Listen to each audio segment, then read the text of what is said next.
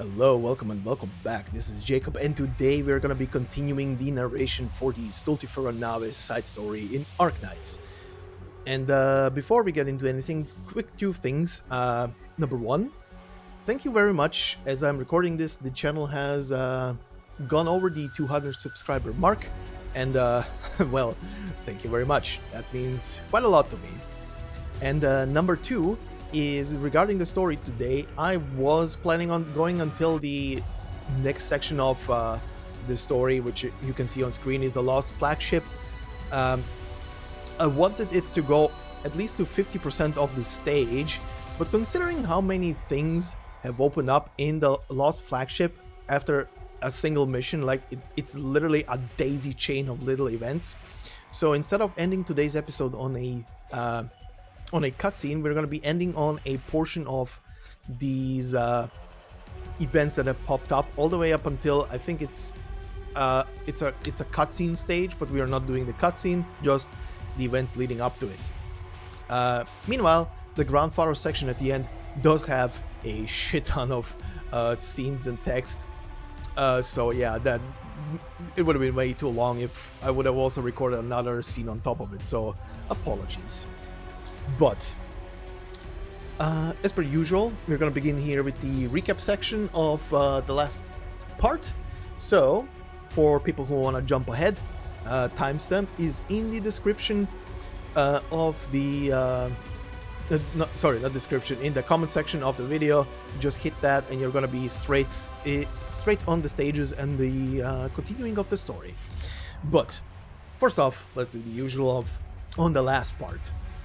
On the last part, we began in the first scene with a short little glimpse at our two abyssal hunters that we met in the Undertides side story. Namely, we saw silhouettes of both Irene and the High Inquisitor that we will soon learn to be named Dario. So going forward, I'm gonna refer to him as Dario just to make it simpler. Meanwhile, in town, we see several events play out. For once, we see the Abyssal Hunters, namely Skadi and Spectre, encounter one of the House members in the form of Frost. They exchange some words, while in the other portion of the town, we see Elysium, who is still trying to escape from Opianus, who is pursuing him relentlessly and trying to murder the ever-loving shit out of him, suddenly stops while they are having a little talk, and instead of engaging and hurting or killing Elysium, he decides to just shred the papers that Elysium nabbed from the fire earlier. While Elysium is perplexed, Opianus leaves. As to why Opianus decided to not do it, in a scene prior, we saw Gladia in the church react to some presence in the city. And now we had Opianus in the same manner of fashion and roughly the same time window react to something as well. Now this is just my take on it. It is heavily implied that Opianus and Gladia have reacted to each other's presence in some manner of fashion, and they now know that an unknown Abyssal Hunter is close by, or rather from Gladia's perspective, she didn't think there's gonna be another Abyssal Hunter, not counting the three of them that are there.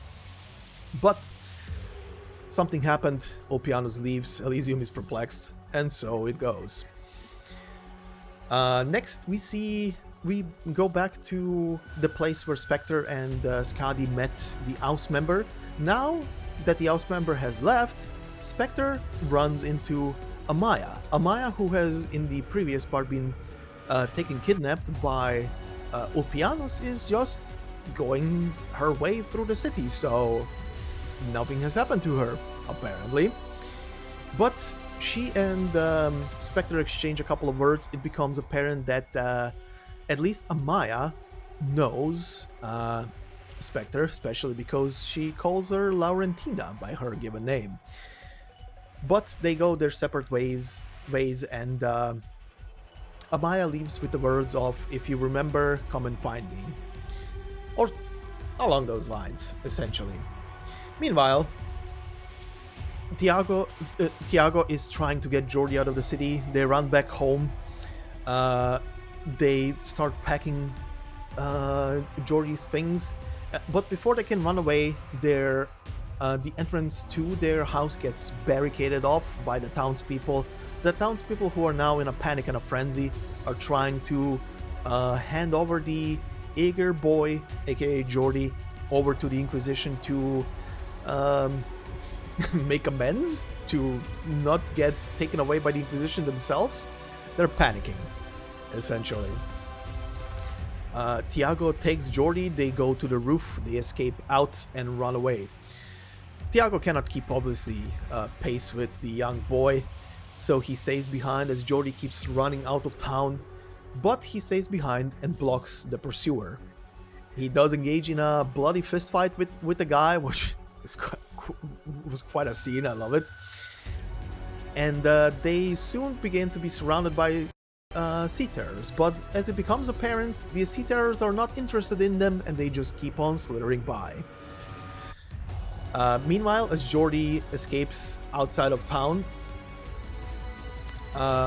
we see that he runs into...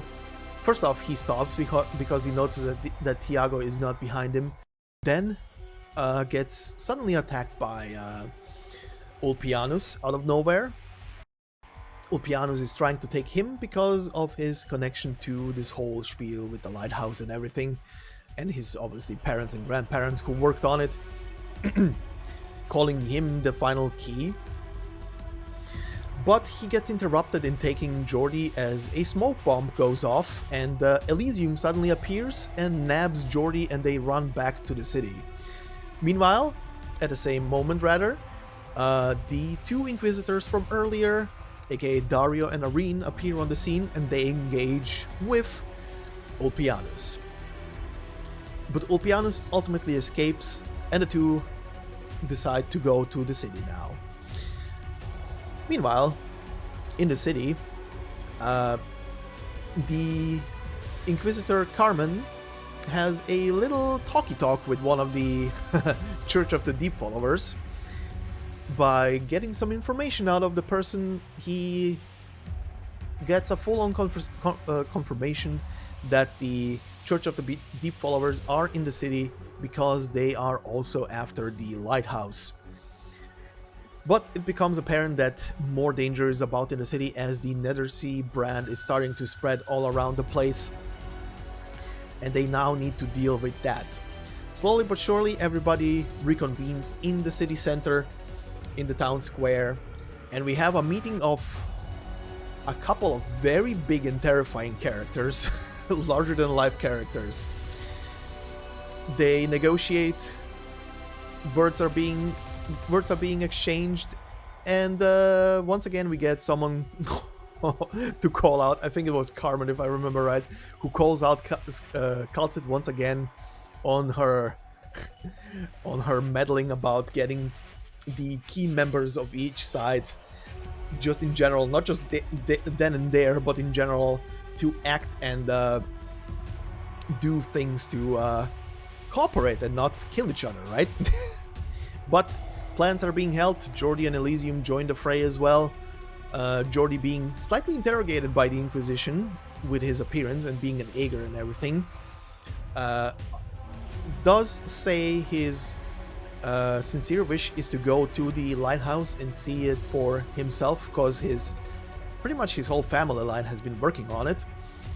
And he only ever heard stories about it and does have blueprints with him that were left by his family. And Saint Carmen does acknowledge his wish and lets him go with the mixed party of Inquisitors and the Abyssal Hunters towards the lighthouse.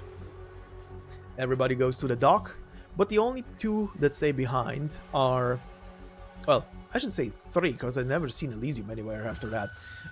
But the two big ones that stay behind being Carmen and kal'tsit to keep cleaning up the mess that is in the city and open a path for the penal battalion, the pretty much a little army that is appearing from the Iberian side to establish a beachhead at the little port city. Meanwhile, everybody's out on the sea. They're going towards the lighthouse, suddenly and slowly encountering sea terrors more and more and more. But eventually, they do reach it. They do reach this gargantuan goddamn structure out in the sea. And that CG is magnificent for how big that whole place is supposed to be. But they make landfall. They notice the remnants of previous battles and armaments of Inquisitors and others who have arrived on the island to secure it but never have returned. Because, yes, the Sea Terrors have built a nest around the lighthouse itself. Everybody engages into combat. Jordi is trying to open the door to the lighthouse, and at the final moments, a new figure appears out of the sea. He jumps out, lands on the beach, and we see a very weird-looking person. Let's call it that. A person who looks like a knight in silver armor appears. And this is where we stopped, and this is where we are gonna be continuing today. Once again, I have to keep looking at the notes at the side, so if I, between scenes and stuff, sound distracted and you hear a lot of apologies. I need to keep track of where we are and where to go and when. But yeah, let's continue on. First off, let me rectify one thing from last time, because last time I forgot to go into the Misty Silhouette section and to just add to the description this final picture that I was also using as the thumbnail for the video. But anyway, let's start this just as an added thing for the last episode. It says here, those who have set foot here, born witness here, also slumber here eternally. Their sacrifice is worth remembering, precisely because we have not forgotten the ambition that this lighthouse symbolizes. So, let's begin on this stage right here today. This is a battle stage, obviously. Oh, before we go into this, considering that I have seen a lot of people complain about the later stages, I don't know if it's the difficulty or whatever, because I haven't done them yet, obviously, but from the next episode onward, would anybody mind? Because otherwise, I usually always, for these narrations, add the final battle, that big battle, to the thing anyway, like the whole battle, because it carries more significance than most things. But I'm not gonna do a guide, by the way, but would it matter? Would anybody be interested from the next episode onward to have the battle stages also added into this whole spiel, into this whole narration sequence? Leave a comment if so. If not, I'm just gonna skip them until we hit a stage that is more like significant. But yeah, anyway, we have a story here. It is only an after story. It does have its own log entry, but obviously the log entry is a short form of what is on this. I'm gonna do that after this is done. So let's begin with the after part. And no, we are not in the wrong place. This is actually happening right now. Anyway. Is it morning already? The operator's equipment was a lot more seriously damaged than we anticipated. Still, the fact that they managed to save so many people from that catastrophe is a testament to how amazing they are. I've got to chin up as well.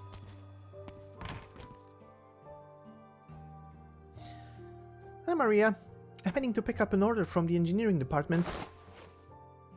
Oh, Granny, just a moment. Let's see, where did I put that? Sorry, I haven't tidied up this place for a few days, so it's a bit of a dump. It sure looks more like a proper Casimirzian workshop than the last time I stopped by. Huh? What's this? A novel? The Last Night. What's that doing here? Did it get stuck underneath the blueprints when I was flipping through my boxes and drawers yesterday? I was wondering where I was wondering where it had gone. The Last Night. It used to be my favorite book. My sister gave it to me as a gift when I was little. A novel from Casimir's, huh? Mind lending it to me? Sure thing. So that's where the book on arts theory ended up. Sorry, Granny, this might take a while. I can bring it over to you later if you like. Don't worry, it's not urgent. Just means I get to stay at Rhode Island a bit longer this time. I'll just get over here. I just be over here reading to pass the time. I'm really sorry.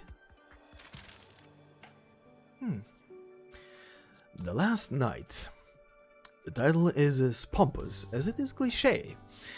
There have probably been hundreds of books written about the last night, the swiftest night, or the strongest night. But seeing how the Radiant Knight gifted it to her own sister, surely there must be more to it than that. With that thought, Granny opens it up, only to find a bookmark wedged inside. Written in wobbly Casimirsian letters is a line that may well have been copied from the book. If you deem the waves to ruckus, then command the ocean to be still. Huh? Legend has it that the last night returned to Iberia. The enemies reflected in its eyes were not living creatures, but rather he charged at the mountains, the cities, and the waves. Legend has it that the last night settled by the coast, sustaining himself on the wind and taking shelter in the mist, until the last he forgot how to remove his helmet. Legend has it that the last night finally disappeared after clashing against the great waves. His family discovered what he'd left behind along the shore and brought it back to the land of knights, burying it deep in the mountains. Legend has it that his or her story was brought to light by a poet, embellished, sung, given both meaning and symbolism, and in this form they did not finally return to the land of knights as a highly controversial figure. However, there are some who believe that the Mad Knight triumphed over the ocean, over time, over death itself, that this quest continues until the end of all things.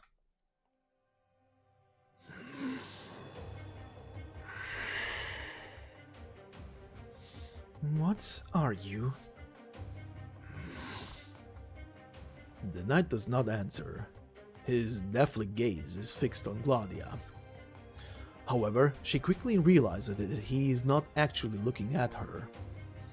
He stares only at the key in her hands.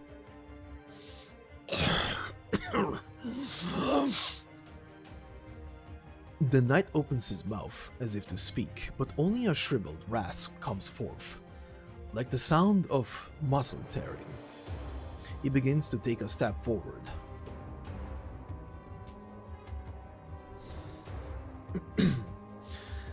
Where did you get that key? Oh, I did not intend to pry into Rhode Island's internal affairs. But that is Breogan's legacy, passed through the hands of the 4 Furred Boots to once again return to that abyssal hunter. By pure coincidence, one of the hunters found it in Casimir's. Casimir's? What a distant land. I still remember journeying with my mentor to receive an envoy from the land of knights, and secretly overhearing a few Silverlands campaign knights describing their ideals. I hear that country has changed considerably since then. For better or worse, every political entity has undergone similar changes in our current era, but that has nothing to do with Iberia. We are like ensnared beasts. Should we struggle, we suffer and bleed. Should we give up, our lives are forfeit. With Before we unmask those still human traitors, I have a new question for you, kal'tsit. No doubt you've already realized this, but that child couldn't possibly be Breogan's descendant. The Inquisition would not have missed such a vital clue. So why would you still condemn him to a meaningless death?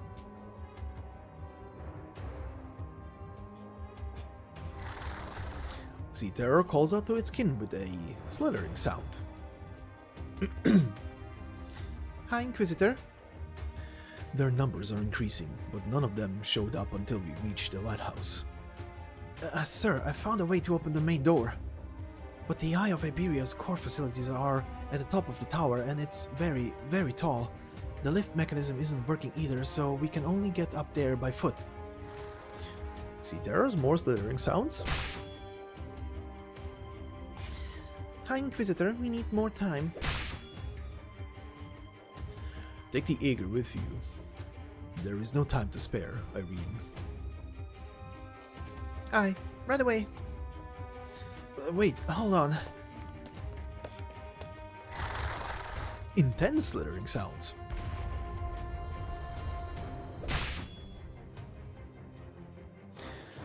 Oh, are they here? No, the lantern's flames are flickering. Something has stepped into my art's domain. Sea Terror covering slithering sounds.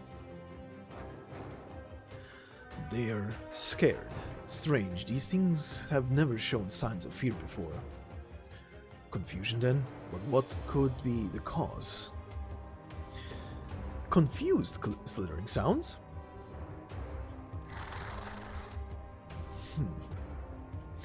The High Inquisitor raises his lantern high, and the Sea Terror in turn retreats into the shadows of the reef. When he looks around once more, he notices the reef is littered with corroded and broken weapons, soaked with the fresh blood of monsters. Arms belonging to the Inquisition. As his mentor Carmen had said, it is not as if the Inquisition had never considered reclaiming the sole remaining lighthouse. Being unaffected by the profound silence, it's been quite well preserved. Even so, the Inquisition has never made a serious attempt to retrieve its own eye following the silence. This place used to be a spectacular overlook, a breathtaking, unobstructed view of the entire city. It had been manned by Iberians day in, day out. Cautious slithering sounds? But you've taken it as a feeding ground, building a nest for your spawn without permission. Emotions. Long lost emotions. From soldier to inquisitor, and finally to one who sees the truth. He has been tempered, lost and reforged anew countless times, and thus Dario became one of the few High Inquisitors in Iberia. Only a single word separates an Inquisitor from a High Inquisitor, but that single word is the difference between heaven and earth. He used to regard himself as resolute and steel. Before Iberia's enemies, his lantern would flicker, his saber would glimmer, and every line of the scriptures would be put into practice. But now, he feels a type of strong emotion welling up within him, one not solely a product of the law and justice that is preached. After acknowledging its rationality, High Inquisitor Dario accepts the fact that he is truly experiencing grief and anger. His hand cannon takes aim at the Sea Terror, yet his eyes are directed towards the sea.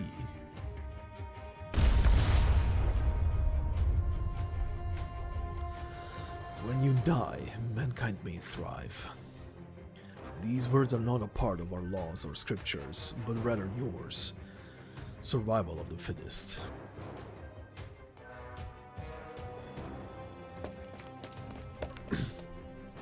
Right here.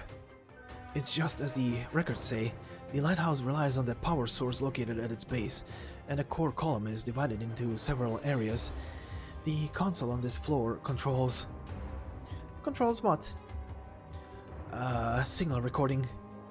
We should be able to put that to use later, but for now we need to prioritize powering the lighthouse. let's continue. Hopefully all goes well until reinforcements arrive. What's wrong, Donna Irene? It's nothing. Probably just my imagination. Maestro, the High Inquisitor is keeping guard outside. We'll be fine. Alright. After we restart the lighthouse power system, we should be able to use the lift as well. That way the others will be able to catch up to us soon enough. So let's hurry.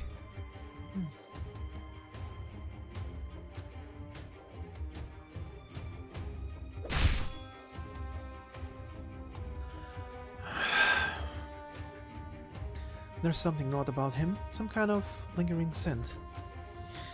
But what is it? The scent of another land, nothing you'd be interested in. He is without a doubt a Seaborn, but not the same as Quintus. How is it possible for so many land creatures to become Seaborn though? They shouldn't have frequent contact with the ocean.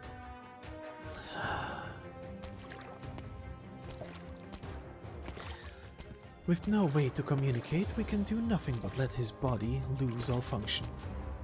He's about to attack. The knight suddenly seems to vanish in place, but for the senses of the abyssal hunters, catching him is hardly a challenge at all.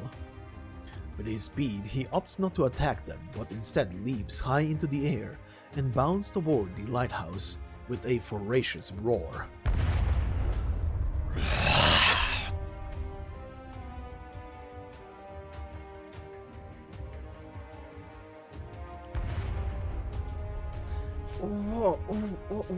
What was that?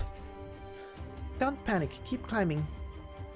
Complete our mission. Rekindle this lighthouse. Right. These vibrations, are there walls coming under attack? How is that possible? We're already dozens of meters above ground. Do the sea terrors have some sort of cannon?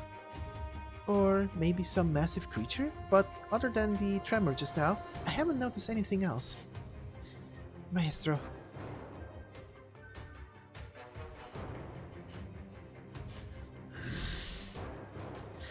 The knight lifts his head and looks up. The lighthouse did not budge an inch. He shakes his twisted weapon disapprovingly. This long spear, once the creation of a master craftsman, is now inundated with the scent of the depths. He does not see the one standing in his way. The knight bends his knees again, intending to try once more.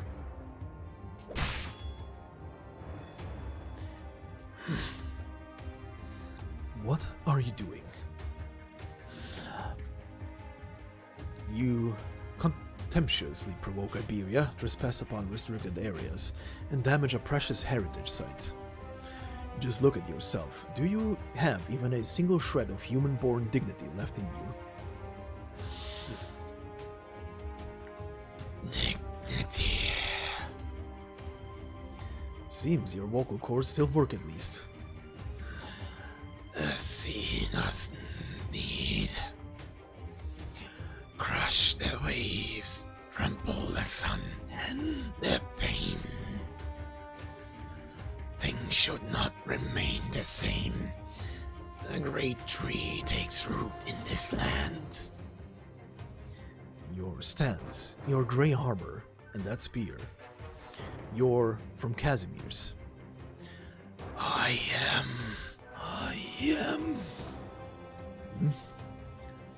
Knight.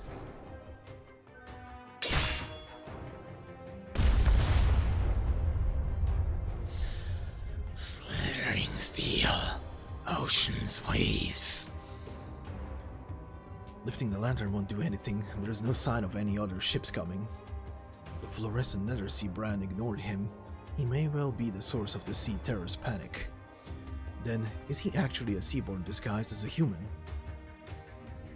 You seek to destroy the Idol of Iberia? The Inquisition would not allow it. The soil. Now. Good evening, Mr. Knight.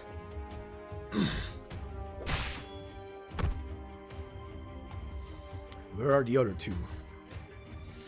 The others, they're currently having a little chat with Mr. Knight's friends. So a fight broke out not far away. Seems like it's a clash of civilizations then. It has nothing to do with me though, so I came over here. You're different from how you were back in Salviento. And also from how you were when we met in Gran Faro. You're always changing. The seawater is sobering, even the lightest breath of air brought in by the ocean breeze. Although I do not want to return to the sea's embrace. I do want to return to the sea's embrace, but Skadi stopped me. My little Skadi. She's so scared, but of what?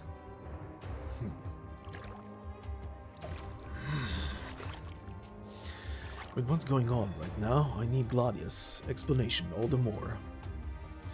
Inspector, speaking in Iberian. Mr. Knight, good sir, return to your sweet slumber deep in the abyss. We are not enemies. The knight ignores Laurentina, who murmurs as if singing. As for the enemy, who just dealt him a heavy blow, the knight only tilts his head slightly before quickly snapping his attention back to the towering lighthouse. Alas, how tragic. Language can no longer reach your ears, just as those clouds cover your eyes. Even in your madness, does your will still drive you forward like clockwork, compelling your body to advance? Come then, Storm. Let us share this dance.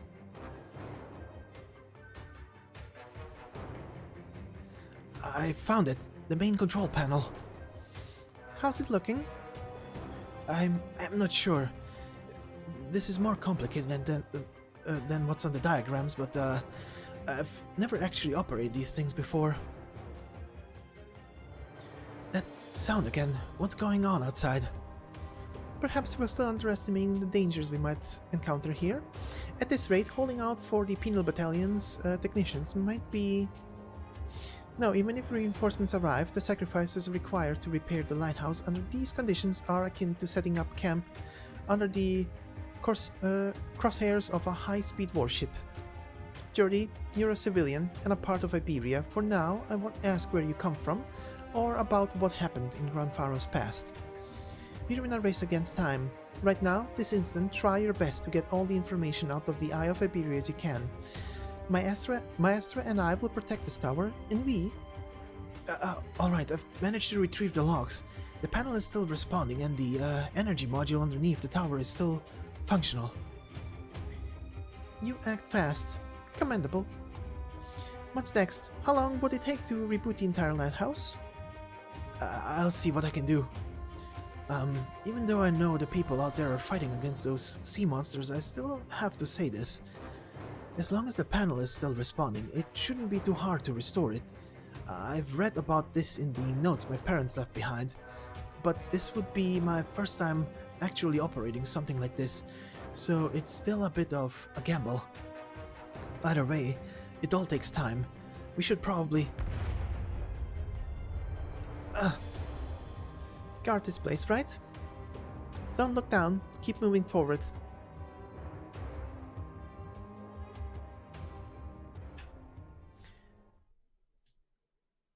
Alright then, returning to this, we are gonna go over the log entry that we get from this one. Let's see, goes under the heading to the lighthouse control room, second entry. Jordi reaches for the entrance to the lighthouse under the protection of Irene. The last knight obstinately believes that this lighthouse is a disguise for the terrible waves. Oh, yeah, right, the last night. Just to clarify for people who are maybe not familiar with Casimir stuff and shit, if they are new to the story, the Silver Lance Pegasus, whatever, is pretty much the top dogs when it comes to combat strength in Casimir. They are pretty much the bread and butter. If the Ursus have the Emperor's Blades, and I can't remember the name, but or if there was a name. Was there a name? I might be forgetting the name. The Yanese have the guys in the red cloaks. The Kerak people nowadays have the Chegeti and so on and so forth. So basically, the Silverlands are terrifying. And apparently, their armors are being maintained by some very weird liquid, as stated at some point during the Casimir stories. So the Neuralite story and stuff. Not spoiling why and what and how. Just saying there was a mention that a certain liquid is being used. Not fully specified liquid, if I remember correctly. But a liquid is being used to maintain those suits they are wearing. Probably indicating that the suits are probably some kind of arts unit, powered arts unit. And here we have a Silverlands Pegasus, a Knight of Knights from way back when, and we actually get to see how the old armors look, because we do get to see how the newer ones look, which are more like sleek and modern looking. And here we have a more traditional looking knight armor. And the guy looks dope. He reminds me... Oh, right, he reminds me of that one... I think he also... Yeah, they also appear as enemies in the Dark Souls franchise, if you know who I mean. The guys with, like, the very pointy helmets and the... I think it's like a blue cloak or scarf what they have. But yeah, what I want to say is, one of them is already terrifying in their normal state, and this mofo has turned into a Seaborn on top of it. Yeah, that is terrifying just to think about. But anyway, we are gonna continue on into the next part, which is the Lighthouse Caretaker's Lodge. This one, like a couple of others that I've noticed right now, will stay up here. I will show you where it appears in the log section. But for now, let's read what's here. The small cottage still holds onto signs of life. When the calamity struck without warning, the guards stationed here were never heard from again. But now, more than 60 years later, there is still a guard staring out of the window at the sea. His body has long since decayed, and his eye sockets hollow, but duty is nevertheless duty. So, first option is flip through the diary. This diary records the years that the lighthouse keepers spent here. One day, the silent waves swept through everything, and they found themselves trapped here in the middle of the ocean. At first, there was fear and panic. Then, there was an attempt to escape. Finally, they accepted their fate. Even when dignity, civilization, and all that humans are meant to rely on are cast aside, it is not all that difficult to survive. Whenever one falls in their duties, they become nutrients for another to continue the vigil. The text on the last page of the diary is smudged with water, now barely legible. All that we do, even sin and blasphemy, is not for the sake of our ultimate victory. It is for the hope that our defeat can be slightly delayed. Obviously, we have a second option here, which is rummage through the drawers. Upon opening the drawers, the keeper's belongings can be seen neatly stowed inside. By the looks of it, someone had fastidiously tidied the place. There is a broken dagger in the drawer, no doubt having been in a brutal fight.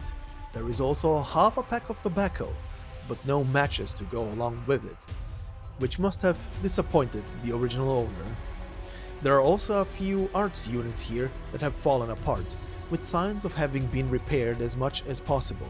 Additionally, there is a photo effaced by the passing of time that is now completely unidentifiable.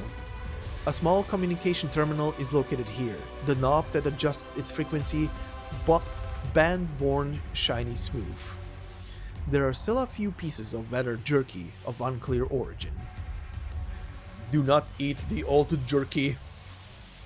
That was, hold on, remind myself, Lighthouse Caretaker, yeah. So, this goes obviously into the log section. Under the, let's see, heading to the lighthouse, it is the third one. Says here, traces of life remain within the lighthouse's caretaker's lodge when the calamity struck. Okay, so it's literally the same thing. But at the end it says the diary can be read, the drawers here ripe for rummaging. So that's the two options we had.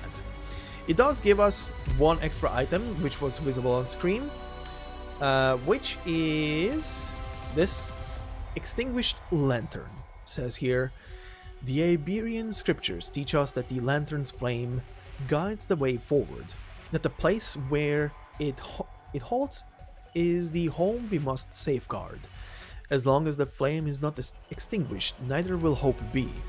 But what if it goes out? Be it during the age of the Church of Iberia or the age of the Inquisition. Theologians have always avoided this question, or casually dismissed it with a platitude to the effect of, "The lantern in my heart will never be extinguished." Occasionally, someone with a more New Age conception of faith would shout some sophomoric rhetoric that if the flame ever went out, they'd set their own body alight to reignite it. A pity that such things are easier said than done. The keepers trapped in the lighthouse are also contemplating this question. The conclusion they reached is to continue surviving in the darkness. Alright, next one is this little pick-me-up again. Says there is nobody here, corridor to the control room. Only condition to achieve this, to pick this up, is to clear SN-4, so the previous stage. And it gives us Operator Jordi, aka, or rather, Jordi as we know him, the Operator Lumen. Says here, Lumen, chapel caregiver of Gran Faro, here to soothe your wounds. Compared to his work with the Inquisition, he's more confident in tending to others after all. So yeah, we got our free unit, and I would like to say, because I can't remember, and someone remind me if I am just forgetting, but I believe every other event that gives us a free unit has been, the unit itself has been a 5-star. The only exception that I remember to this rule apparently are the Arknights story, which gave us Gladia, who is a 6-star specialist, and now we get another 6-star unit from the continuation of this story, which is Lumen, who is a healer. And he is, from what I've read over his skills, I haven't seen his skills until I got him here actually, he's kinda similar because he acts around debuffs and stuff, or rather working around, healing more around debuffs. Feels a lot like Whisperain from what I read, at least from my interpretation of his skills. Unless I'm mistaken here, somebody can correct me, but he definitely feels a bit like Whisperain, especially because of his thing of healing way less on the other edges of his skill. But regardless of that, we do get a what is this called again? Corridor, right? We do get a log entry, which is still in the heading to the lighthouse control room. This is the 4th one. It says here, in the corridor on the control room's ground floor, a young man named Jordi stares at great length at every brick and every wall. This is the lighthouse the elder spoke of, the eye of Iberia in his dreams. These corridors, stairs, and panels may once have been tread upon and touched by his parents. Jordi tries to feel an aura of familiarity from them. Countless times he has sketched his parents' likenesses from his imagination, the way they would shuttle between lighthouses.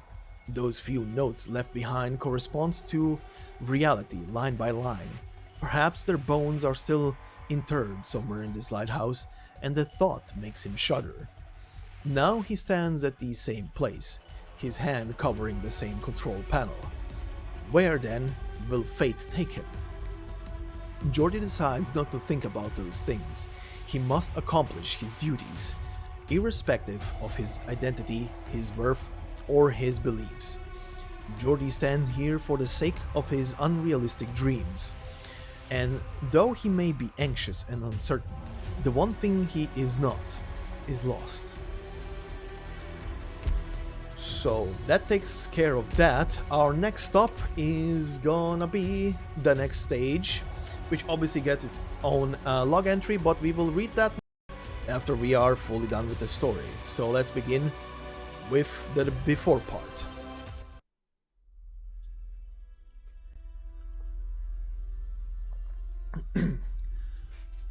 And we're back in Gran Faro in the church. Can't wait any longer. Oh, why am I tapped out? Pardon. If what kal'tsit said was true, then none of us can really afford to wait around. Even while we walk this land, we are still a part of the sea. Those corrupted descendants are in the process of changing the environment. In time, none of us will be spared. All we're doing now is sitting around waiting for the end to come. We're not the only ones sitting around though, and everyone's reasons are different. Think about it more broadly. Who knows, maybe these lands aren't suited for our survival. Frost, rifts in agreement. Not harmonious enough. There's something I wanna try. Time to mix it up, all for the tunes. Frost, rifts in agreement. So, what exactly do you have in mind? Well, we're not exactly accomplishing much over here. Just treat it as a little pre-concert workout. Don't swim too far out, Frost. A workout? Huh. What about the rest of you? I think I'll pass. Too lazy. I can feel the inspiration on its way. It's so close, just a little more. Alright. Riffs enthusiastically. I'll be off then.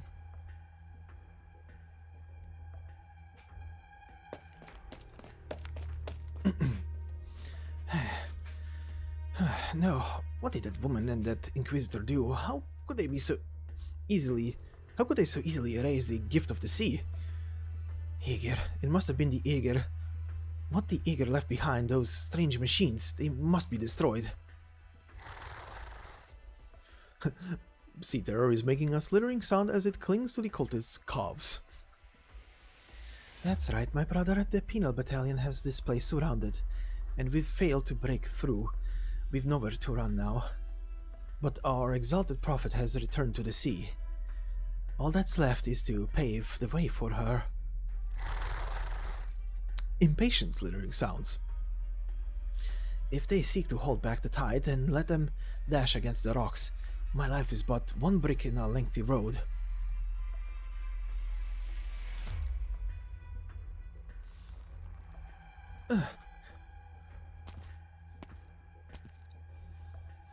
Don't panic, it's just me. Why haven't you taken refuge yet? Mayor Thiago, I was drunk out, as cold as a gloom pincer, so I didn't hear anything. By the time I woke up, everything had gone to shit, and those disgusting things were all over the place. What happened here? Has the Inquisition sent anyone yet? What's going to happen to us?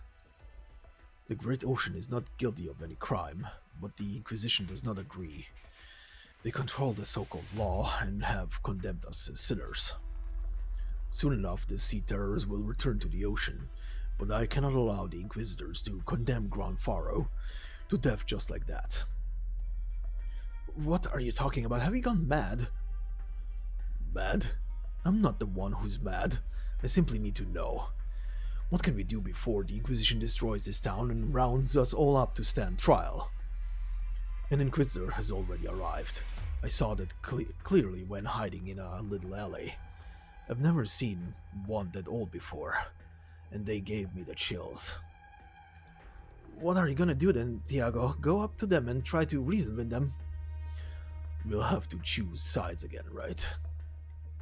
When the Aegir were taken away, most people looked on just like that. They had a chance to stand up to them, but nobody stepped forward. Thiago, you... Now we have another chance. Either watch the Inquisition put everyone in Gran Faro on trial, or... Have you lost your marbles? Inquisitor! Hey, Inquisitor! He can handle us all without raising a hand. Take me to them. What are you talking about? Drop the act. How long do you think I've lived in this town? Alright, follow me. If your goal really is to take revenge on the Inquisitors...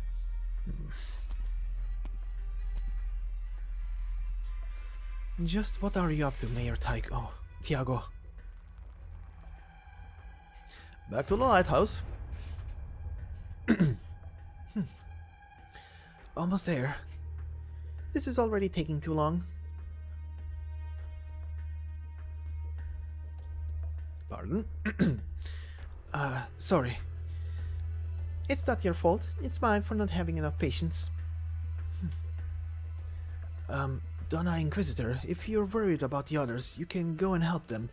I think I can handle things up here. The High Inquisitor gave me an order to protect you. As you've seen, those monsters are everywhere. I can't just leave you alone. But I don't want to be what's holding you back from joining the battle. As long as I can light up this tower, the High Inquisitor will have made the correct decision. I simply defer to his judgment. I understand. Did your knowledge of the Eye of Iberia come from your parents? Yes.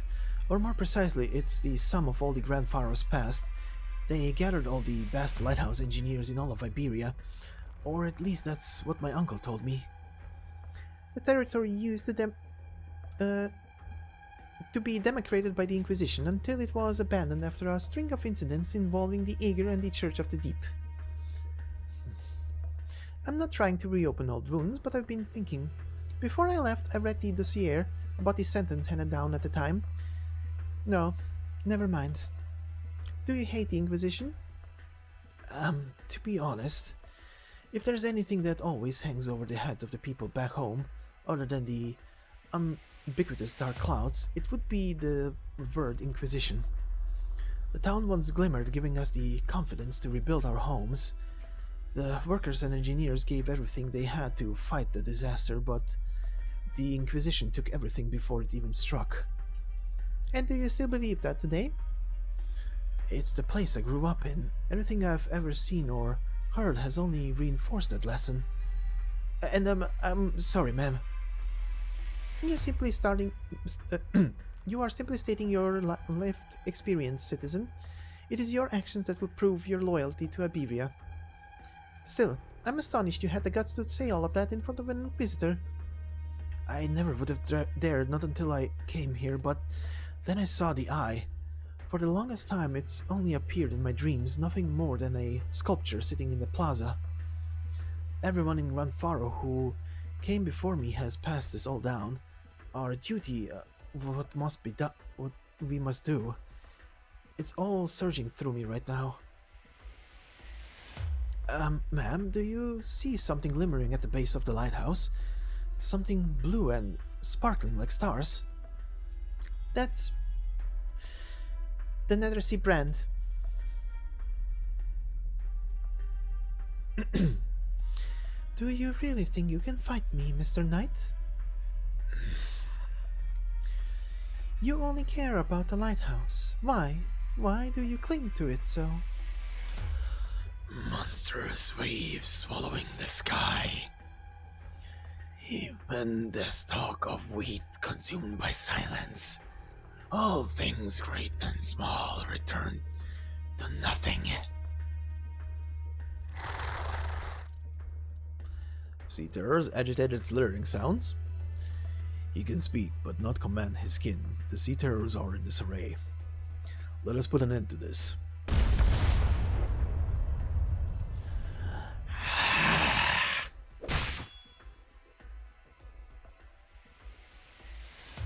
What a surprise, Mr. Knight. You are not moving like you were before. Those are human movements. A charging wind-up unique to Kuranta Knights. What exactly are you? The Knight continues to ignore his two opponents. His attention is solely on the third. Even with his attack, the towering lighthouse does not even shake. If even the profound silence failed to destroy the eye, what chance does a lone knight have? It bewilders him, it pushes him to try even harder. Clouds, rolling hills, pillars of ash, arrayed across a hotbed of decay. The tide's unending.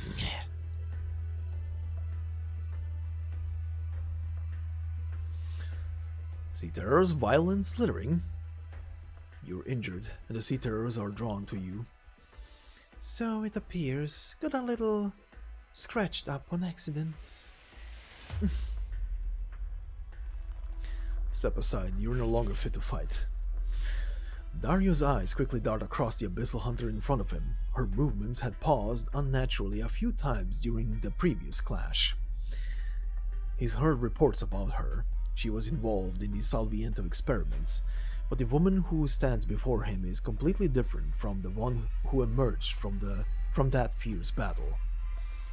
Who was she, and who is she now? They have hardly touched you, yet you seem barely able to stand. Maybe an illness you contracted in Salviento. The scent of the sea is rather intoxicating, that's all. Knights, comrade. Why must you gag on the air and endure the heat? You'll never taste the fruits of civilization. The ground is shaking. Energy long lost floods through the pipelines and into the broken body of the Eye of Iberia, prying open its eyelids. It has awakened.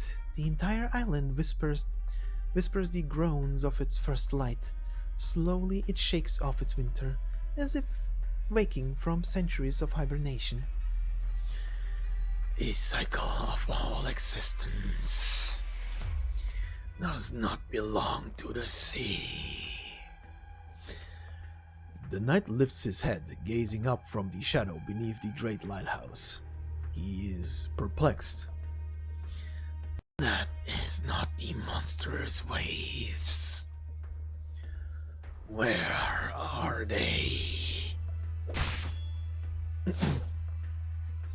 Without withdrawing a single breath, as naturally as a shadow slants in the direction of the light, Spectre brings down her weapon. But the humanoid seaborn in front of her avoids it with logic-defying explosive force. In mid-air, the knight looks far out into the distance. He is listening for the coming of new waves, and he will break them. Isharmla Racinante.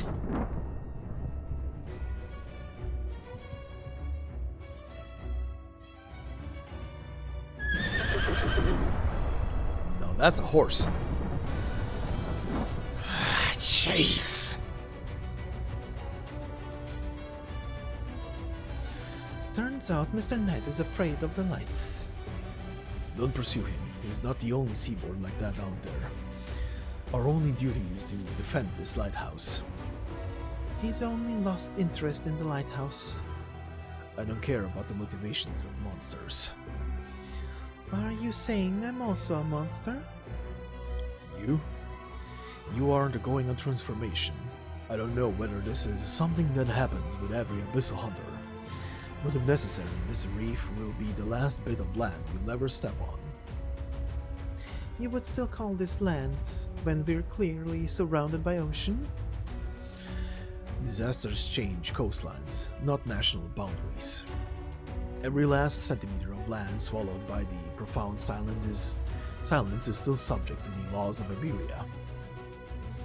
Laws, a virtuous word, yet not all creatures recognize this virtue.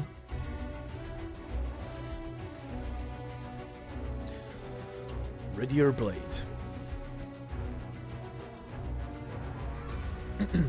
just a little more. Slithering sounds. Hurry up then. If things drag on out any longer, the lighthouse will be swallowed up by the Nether Sea brand. I ran into a little bit of a hitch. One of the auxiliary structures might have been damaged, but that would take too much time to investigate. Just putting up the core facility will suffice. We still have to retrieve the flagship's coordinates, ideally re-establishing a contact with the line running along the coast. I know, but those things Might be even higher up. Then keep going. Hurry. Uh, no. I have to stay here. Turning on the lighthouse is as simple as pulling the most conspicuous lever, but I need to stay here and oversee the power system rebooting. You should go, ma'am. What? What if you're attacked by a sea terror that slipped through the net? We'll all... I know, but I don't want to come up one step short. Not now. Those monsters, they only lashed out against humans because we invaded their nest, right? If that's the case, they won't need destroying the facility. If anything, getting into a fight will only make things more dangerous, so you should keep climbing instead. Conspicuous lever, right? Yeah, it should be obvious. Flip that and at least the main facilities, including the lighting equipment, will start up again, assuming that the log is set is correct. Alright. I'll be right back, Jordy.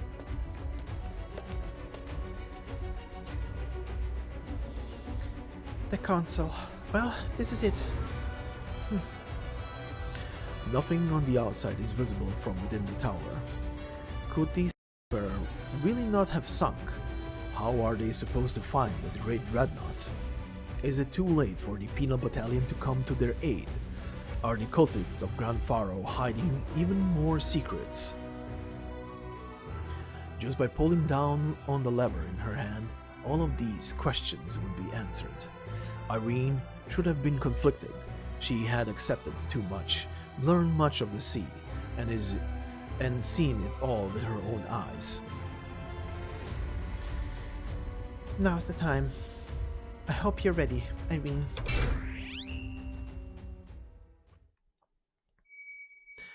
Dazzling light penetrates the ocean, piercing through everything.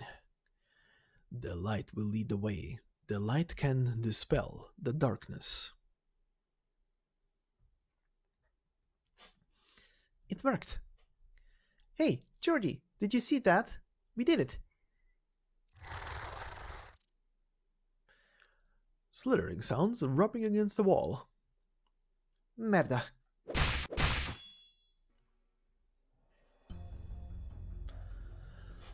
I didn't think you still had it in you to appreciate this sculpture. The Eye of Iberia, the offspring of the marriage between Aegir and Iberian technology.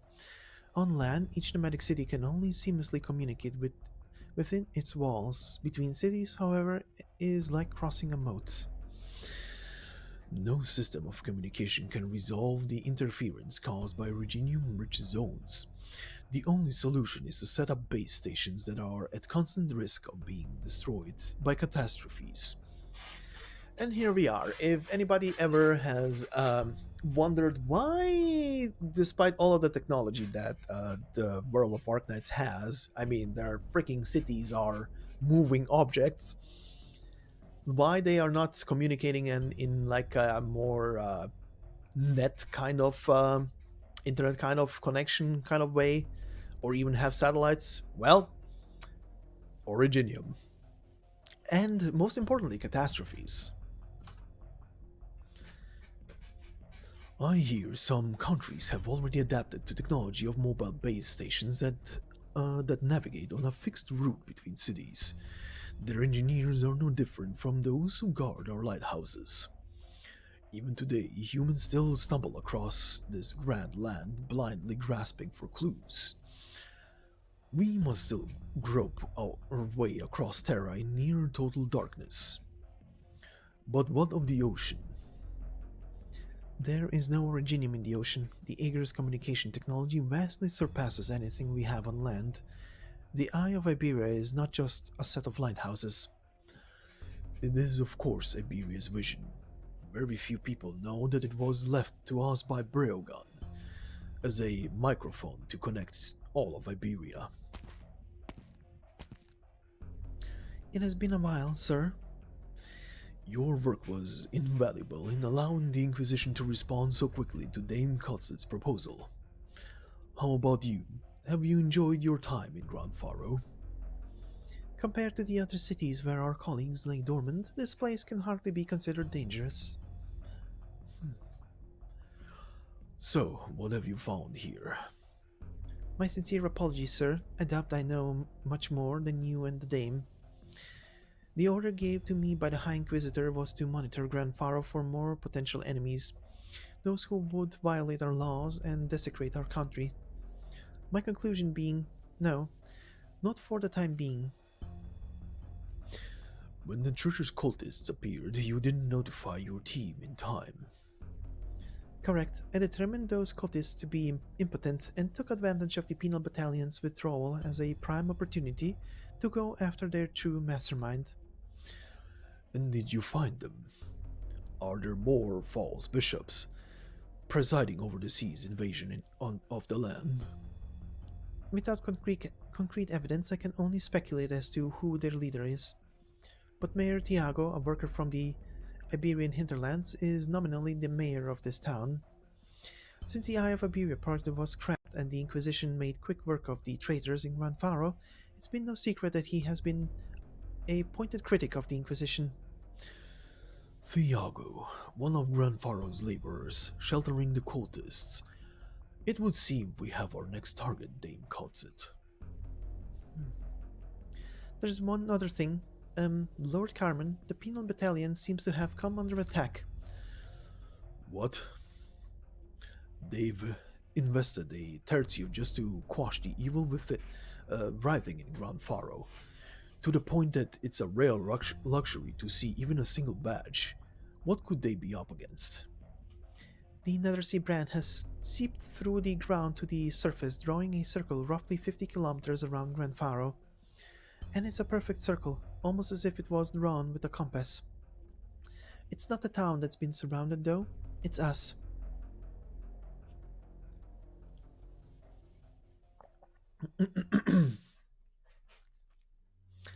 Alright, and we go to the stages after story.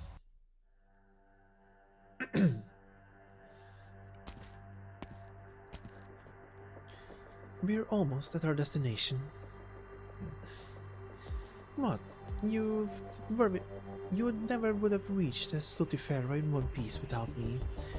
The children of the sea would have ripped you apart, crushed you, or bound your limbs as they dragged you off to their nests.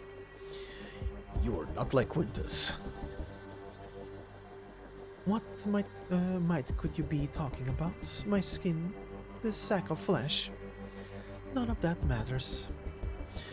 What are you trying to accomplish? And what are you trying to accomplish, Hunter? Your kind already loathes your enemies while simultaneously doubting the purity of your own blood.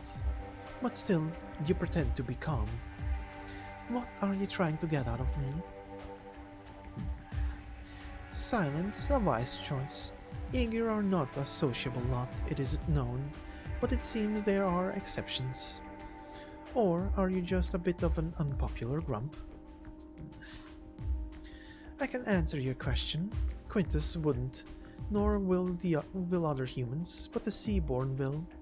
Like heralds, we come to understand things. We are not limited by the way humans think. I don't need your riddles. Before coming here, I was in the midst of transferring a literary classic from Ursus. It was about race and nations, about history. I was putting it into Iberian and Victorian. Take a look, Mr. Hunter. Ulpiano's gaze follows the woman's hand, his eyes subconsciously drawn towards the ocean.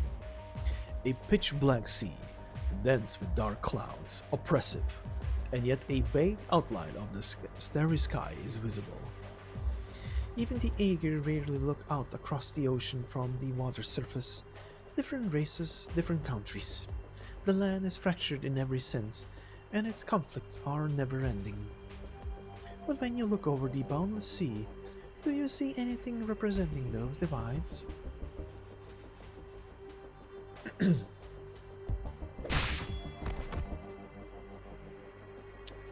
These damn monsters! Jordi, are you alright?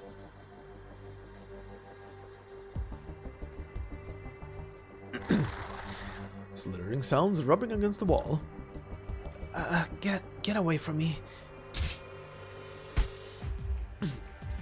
Seems like activating this facility has made these poor creatures realize that this place doesn't make a very good nest.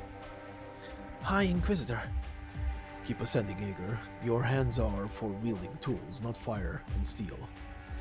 The plan is unchanged. Go with Irene and find what the Inquisition and the Hunters are seeking.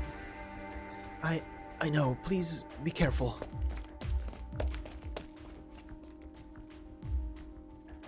Do you really think we can find that ship? It can only pass through Iberia.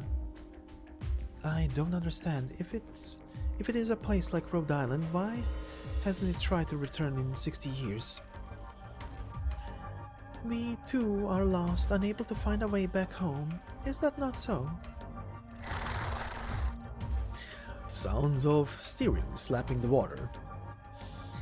The children are increasing in number. Are you alright? Me? Why do you ask? You didn't speak a single word on the way to Iberia. Have you always seen me as a chatterbox, Skadi? Skadi stares deeply into Spectre's eyes. When she'd finally found Laurentina on land, her eyes were clouded over. Then she saw it in Salviento, a fragment of Laurentina as she was, but it was short-lived. After returning to Rhode Island, she seemed to have fallen back into the abyss. But now Skadi begins to find herself unable to distinguish which corner of Spectre's mind she is currently dealing with. She has an ominous guess, one that has always swirled through her mind. What's the matter? No need to overthink this, Skadi. And the same goes for you, my sleepy little mermaid. We don't have much time. You will awaken. Will I? You will.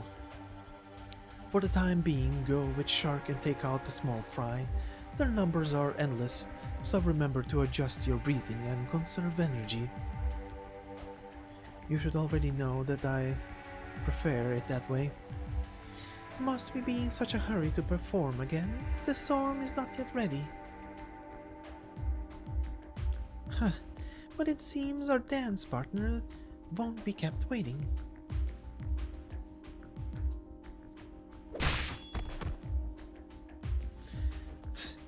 There's no end to them. Donna Irene, you're still alive. So that flash of light was from the High Inquisitor's lantern, after all. He wanted us to continue on, but what exactly should we do? Keep searching for the ship's location? I was originally planning to wait for the technicians to arrive, but seeing how you got this big fella startled all by yourself...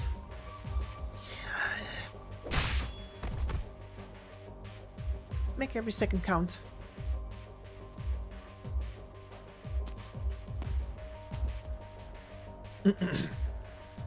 Thiago, so you're finally seeing clearly. Why haven't you fled? The Penal Battalion and the Inquisitors have been lying in ambush in town. Then why haven't your proud townspeople returned? The Inquisitors have already taken away all the confused, directionless residents of Gran Faro, and you already know what's going to happen to them. You know all too well. But I can't sit by and watch Gran Faro go up in smoke. I have to do whatever I can. You fight the Inquisition. Fair enough, Thiago, but that will only hasten the town's demise. Iberia will never tolerate an act of treason. While we welcome all into our fold, but the weak do not have that right. This determination of yours is but a sick joke your mind is playing on you. You understand nothing. Who do you think you're talking to? Who? If I'd cared enough to investigate, you would have been flushed out by the Penal Battalion long ago. Tell me then, what can people like you offer Gran Faro? In the end, this town is a mere human settlement. What we seek to offer up to this land is of a much higher calling than your meaningless bubbles.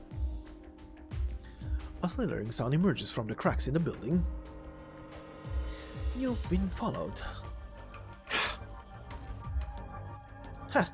These seafarers have pretty sharp senses. An outsider, we will allow it. Your flesh and blood shall become nourishment for our wounded. We all give back to this land.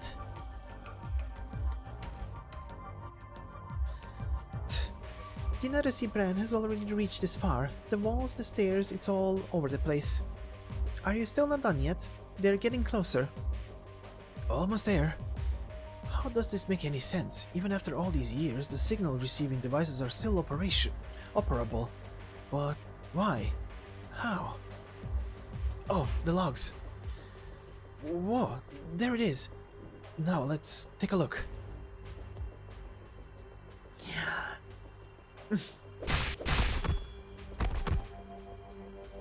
Their numbers are exploding. They're moving through the Nethersea brand as if they've merged with the ground entirely. They're playing Splatoon. At this rate, even Maestro and the hunters won't be able to stay in the branded place for much longer. Rough sound of slithering across the floor. Damn it! Underneath us! Underneath us! Jordy! What?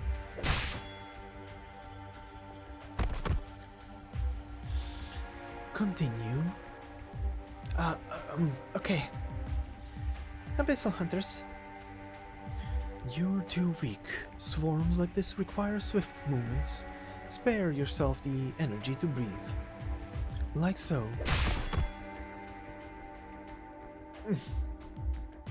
How much longer, Eager? There are no records in the logs of how to operate these informational terminals, so I'll have to keep searching. There's some data here. I don't understand what it means, but it keeps popping up. Keeps popping up? Even if that's from the Inquisition's last attempt, that should have been years ago.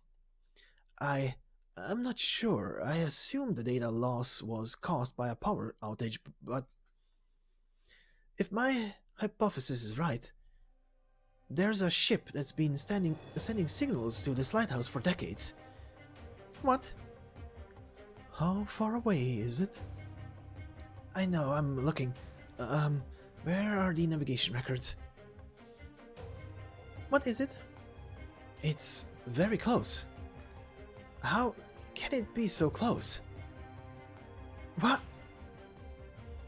What happened? The underground portion of the tower has been swallowed up by the Nethersea brand. We need to make our decision now. Decision? What decision? If we have the means to locate a ship, then we will go. No, we should eradicate the sea terrors to ensure the penal battalion's reinforcements can arrive safely. Impossible. You will merely wear yourself out before the stronger prey can even join the hunt. Or do you mean to say that Iberia has hundreds upon thousands of people willing to hold the line to their dying breath, like the High Inquisitor below us? No, but opportunity awaits for no one. Have you confirmed the coordinates?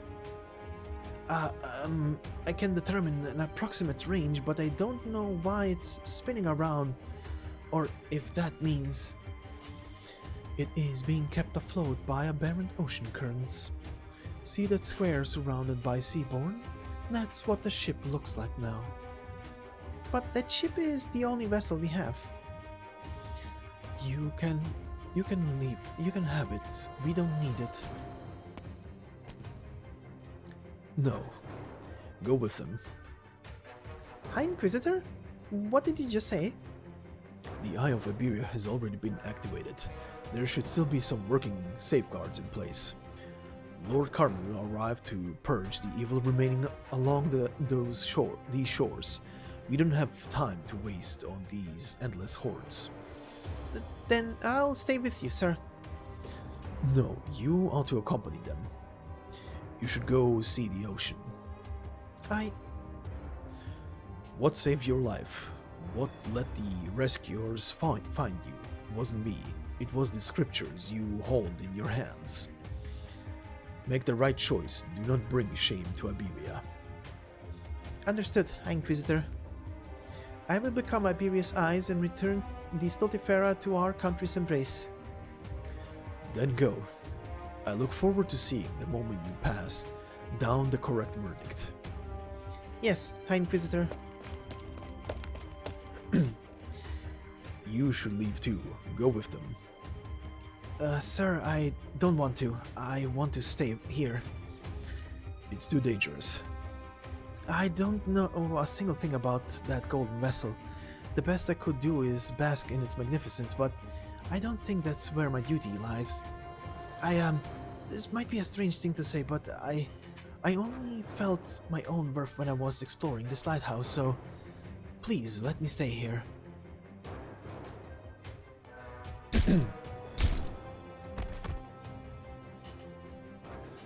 Exactly 100 down, but nothing has changed.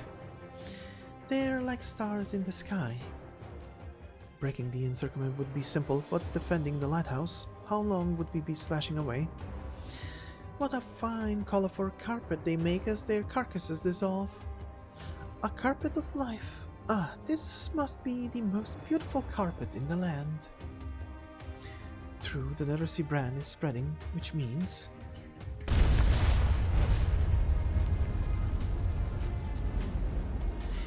Your weapons cannot burn them, but mine can. That's only a temporary solution. Cauterizing the tips of the seagrass won't stop it from growing. It's good enough. Grab your people and get out of here. Steer the ship out, or you won't be able to get your bearings. You realize what that means? You don't need to tell me, Aeger. Very well. Do your best to survive, High Inquisitor. Shark, Skadi. That's the ship. Yes. After so long spent without waiting on land, we are finally about to return to Aeger. Gladia's words slow to a halt. Her hand caresses her neck. On her well-concealed skin is a patch that is rough to the touch. The ship is right in front of her eyes. No, don't be hasty, Gladia. The ocean is still dangerous. Otherwise, it would not have trapped the 3 hunters ashore. But without a doubt, her heart is smoldering.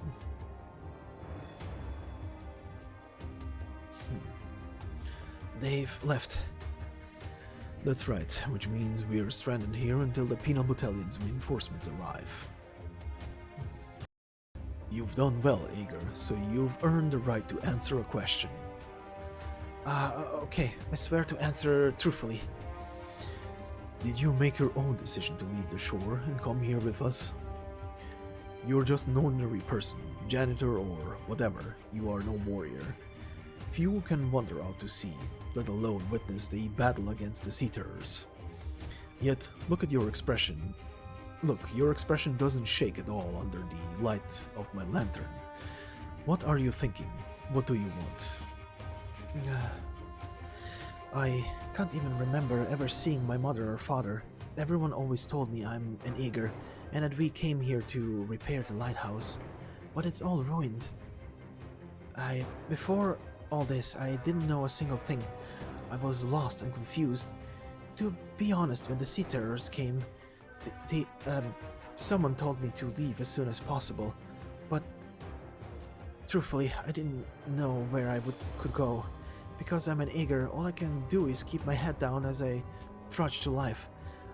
And just so you know, I'm actually a chapel nurse, not a janitor.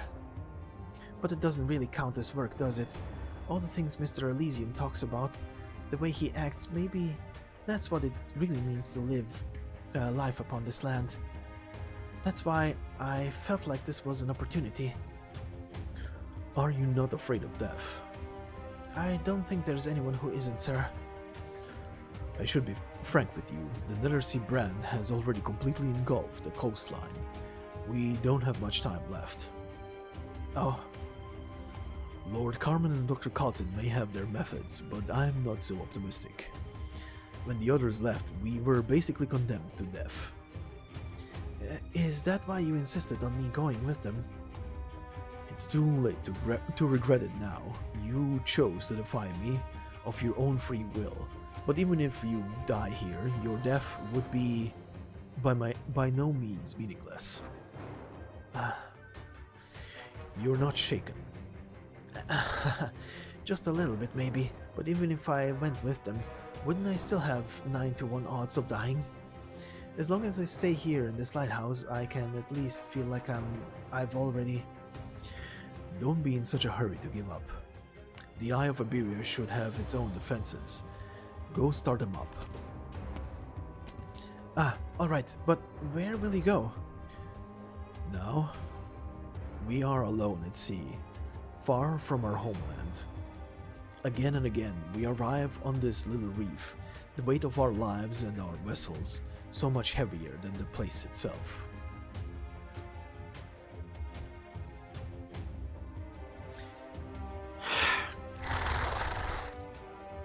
Swarms of slithering sounds. Between the ocean and Iberia, there is no such thing as justice or evil. Only sword and lantern. Only me.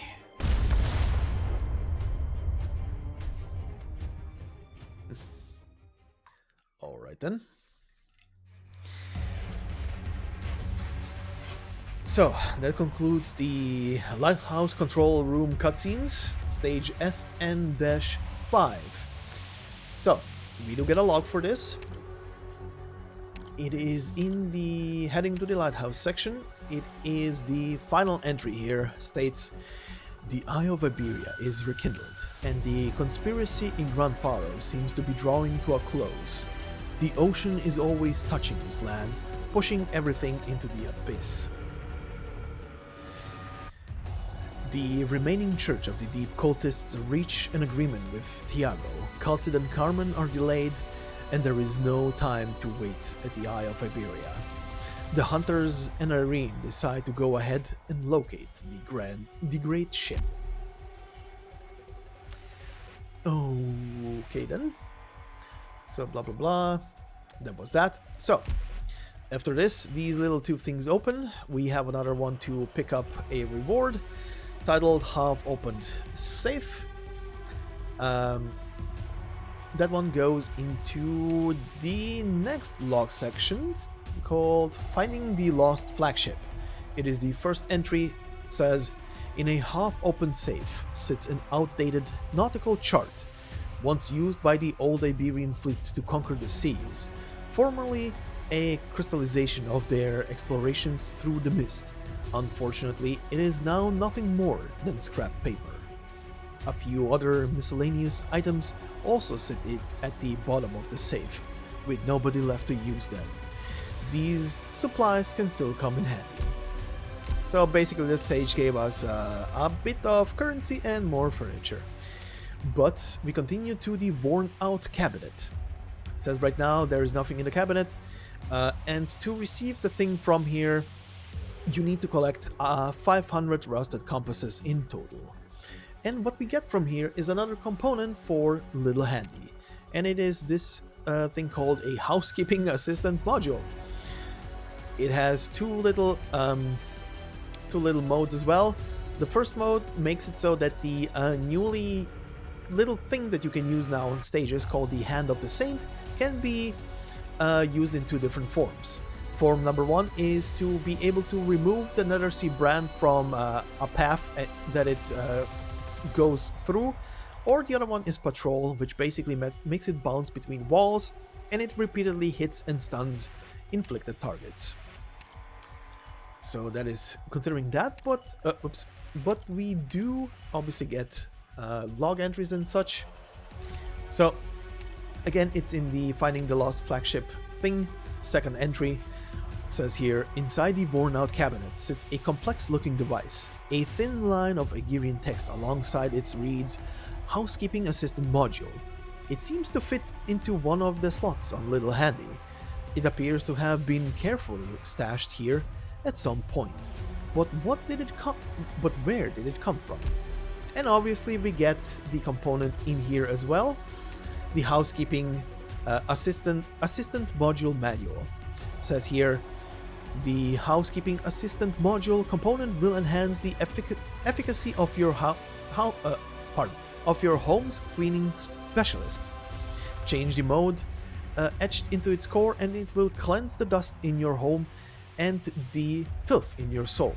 Please attach it to the corresponding slot on your little handy today. The Hand of the Saint is a battlefield support device distributed by the Inquisition to particularly harsh frontline battles, carrying out the will of the Saints by sweeping away all impurity. Additionally, reports that these devices were confiscated from the Aegir Islanders are merely rumors. Please be sure to distinguish fact from fiction. Alright then, after that we get the Choose Destination one, which means we can go to the flagship now. But before that, it does give us a log entry. It is the final entry under Finding the Lost Flagship. It says, finally, the trajectory of the Stultifera Navis is brought to light, and the lost flagship once again graces human eyes. So, let's proceed to the lost flagship. So, once again, we begin with a little compass here. Says, when disaster struck both the great flagship Stultifera Navis, the Ship of Fools, and the Iberian fleet to which it belonged were out at sea. Giant waves swallowed everything, but the ghosts of the past still lingered. So, obviously, this gives us log entries. Let's see, that goes into the entering the Stultifera Navis section. First log entry, same thing that I just read through, but we do get a backpack item, which is, hold on, this one. Flagship Engineering Blueprint. It says here, when the blueprints for the Stultifera Navis, the Ship of Fools, were sent to the royal family and the aristocrats, even the dullest of dignitaries knew exactly what that meant. The engineer from Aegir had continuously proselytized about the threat from the sea, to the point that his rhetoric grated on everyone's nerves, but by the looks of things their patience was well worth it. Of course, the ignoble engineer instead insisted that the ship was for scientific research, but through the forceful intervention of the royal family, it was nevertheless equipped with high strength armor and a main battery of fearsome caliber. After all, if such a threat existed, it must be dealt with through appropriate countermeasures. Next, they blurred the precise nature of this threat just a little bit. People are much more willing to hate specific things than broad concepts, much more willing to lust after tangible benefits than vague ideals. The ship is better put to use against Iberia's enemies than fighting against the sea. Presumably, the Aegir engineer will have no objection to these minute details. So, our next part here is on stage SN-6, also called Central Passage. This one has only a before story,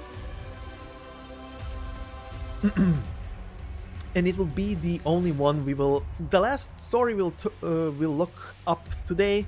After that, it's gonna be a couple of stages with smaller little log entries that pretty much opened daisy chain opened out of this thing. So let's begin with a little flashback to Rhode Island. Breogan was the owner of that key. During Iberia's golden age, he became a guest of honor to the aristocrats and nobility. He was once seen as the symbol of the budding harmony between the Aegir Islanders and Iberians. Nobody knows what he was doing right before the disaster, or what he lacked the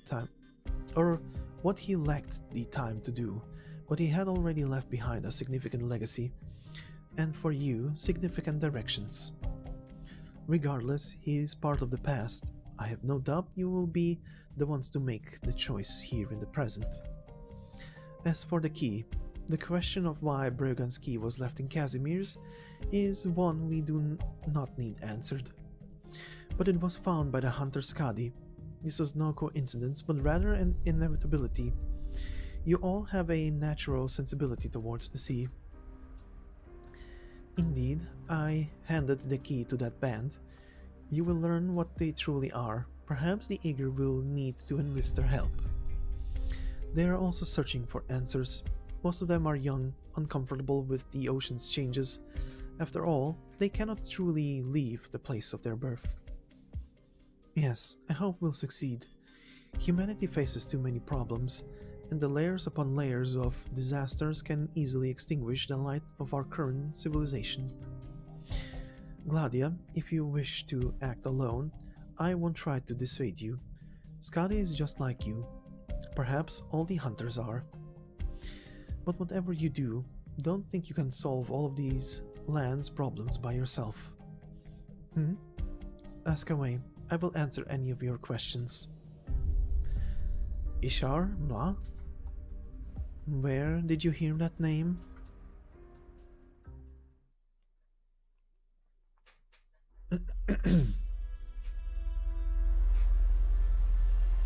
We are almost there. But the ocean is just too vast. Even slight inaccuracies in the coordinates can lead to huge errors. It is also much calmer than I imagined. More than calm, since leaving the lighthouse we've already faced fewer and fewer attacks. Not even the wind or waves are stirring. What does it mean? It means... Are you nervous, my poor little bird? But when did you... Stand where I can see you. Who are you calling nervous anyway? It's just very, very few people manage to make it this far out in the ocean, so I can't be sure that... Nay, your eyes are drawn back to over your shoulder, not to the horizon. You fear loss more than the unknown.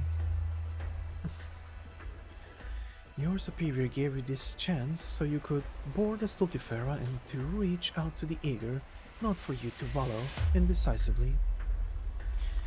I know that. Before the fight comes to us, you must. Hey, do you smell that shark? Of course. Keep this cozy little boat slightly to the right and soon we'll be able to see the bigger boat. It's long since become yet another nest though. Do we really intend to dive right in? Do you need to rest, Spectre? Me? Is there something wrong with me? Why would you ask that? Your hand is shaking. Spectre looks down at her hand. The one not wielding a weapon is indeed trembling slightly in the sea breeze. Her consciousness gradually clears up and plunges deep into the abyss, untouchable. Is this anxiety or excitement? But why? Gladia reaches out and gently holds Spectre's hand, with Skadi following suit. The three abyssal hunters share a moment of silence. Welcome home, hunters.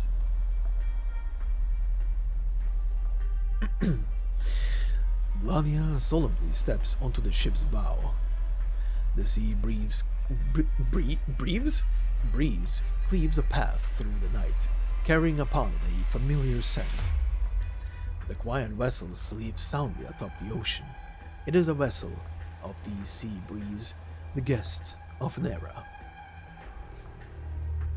Idealism was ubiquitous in that era, and it reflected the people's spirit of exploration, as well as their arrogance. Skadi and Gladia gaze wordlessly at the ship.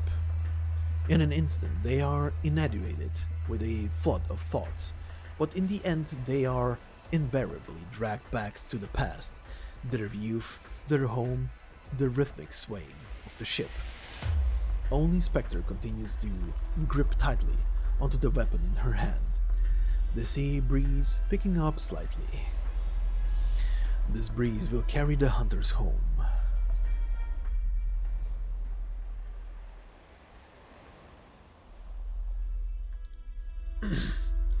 Meanwhile, back in Gran Faro, slithering across the rocky surface. Monster, burn them. Yep.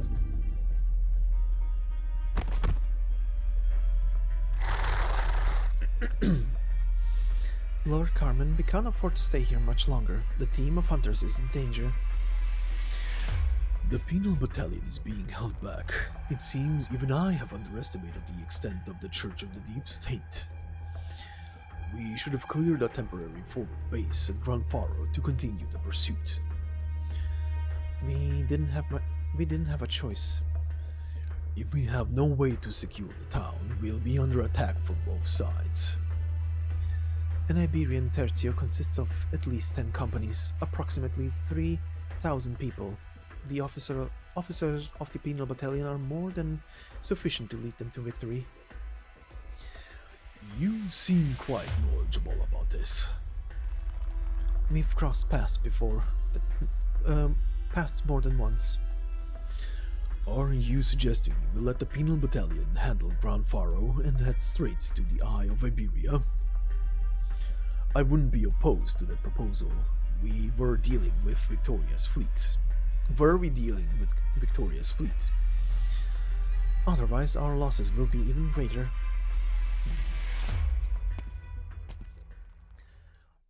Frost riffs. Miss Frost, why are you... A warm-up workout, she said. We come from the sea. We are the sea. However, riffs dejectedly. If you're willing to help, then that would be ideal. What can you offer? I can make them listen. Listen to my song. And your companions? Apologies in advance, but Dan wants to borrow the chapel. The others are in there thinking up new songs. Music? Your melodies are considerably different from what I used to hear in Lithanian. Are you sure they'll be interested in this sort of thing? Frost riffs tearsily. The meaning of life is music. I just want to clean up the venue before the show starts. Frost slowly pulls out her guitar. Carmen cannot help but be surprised. He can tell that the organism in front of him is truly genuinely thinking about music. Her words contained no superfluous intentions. It is by no means a metaphor. Use the word as such, and Frost's attention will quickly wander. She only thinks about music. Only this form of art, capable of stimulating her soul, can hold her attention. Sea Terror's flinching slithering sounds, and Frost riffs experimentally. The lurking Sea Terrors circle around her, observing, examining, judging. They dare not bantamly approach her. They smell a familiar scent. They realize that the guitarist in front of them is a hollow vessel. Her distant connection resonates through the depths bestowed to them as their birthright. Even on land, they instantly feel as if they have become one with the sea. Sea Terrors conflicted, confused, slithering sounds. How miraculous. These creatures are intimately connected with the land itself. In their eyes, are humans and Sea Terrors no different? Frost does not answer. She is intoxicated by the melody, consumed by the passion. kal'tsit knows that the question was rhetorical. kal'tsit, was this also part of your plans? For them to sit on the coast while the penal battalion delves into the sea? If you choose to believe so, then yes. But the penal battalion didn't even have time to prepare even a single ship for us. There's already one sitting along the shore. It's been years since the Gran Faro project was scrapped. First, we must uproot the evil that still grips this land. I remain an Inquisitor. I will not sit idly by and watch the Inquisition that's been infesting Iberia slip away right before my eyes.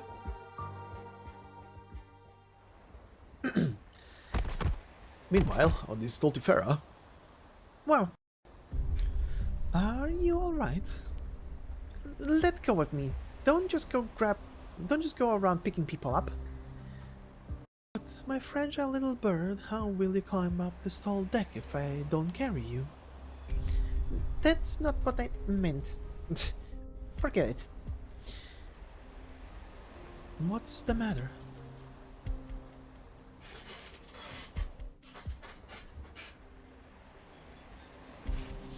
Inquisitor Irene simply stares blankly at the scenery in front of her. A dim sliver of light in front of the pitch-black sea. In front of the ship's mast, time seems to have stood still for the past 60 years. So this is the Stultifera Navis, the ship of fools. The flagship that housed both scholars and soldiers, the floating palace of a fallen dynasty. It's quite different from how it's described in the books. Let's go. Wait. What are you even searching for on a ship this big? Breogan was an eager. This key must be hiding some sort of clue that the eager wanted to leave behind. A key? What is it meant to open? That's what I'm here to find out.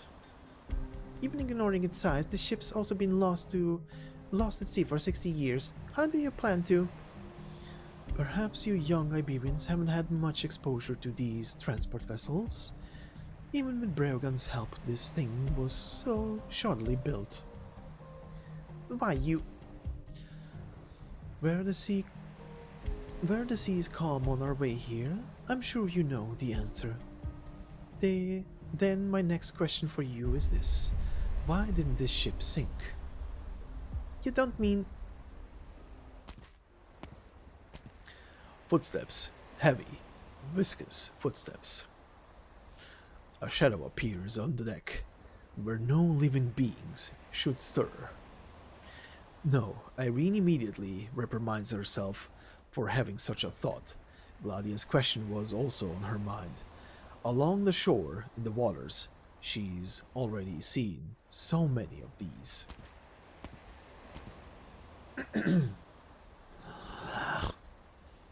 The moment she sees the enemy, the young, talented Inquisitor Irene's first instinct is to hold her breath. By the time she remembers how to breathe, Gladia has already stepped forward.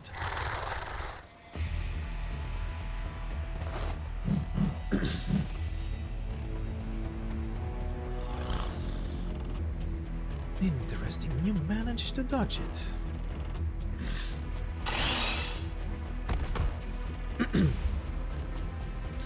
Not for long. Don't even think about it.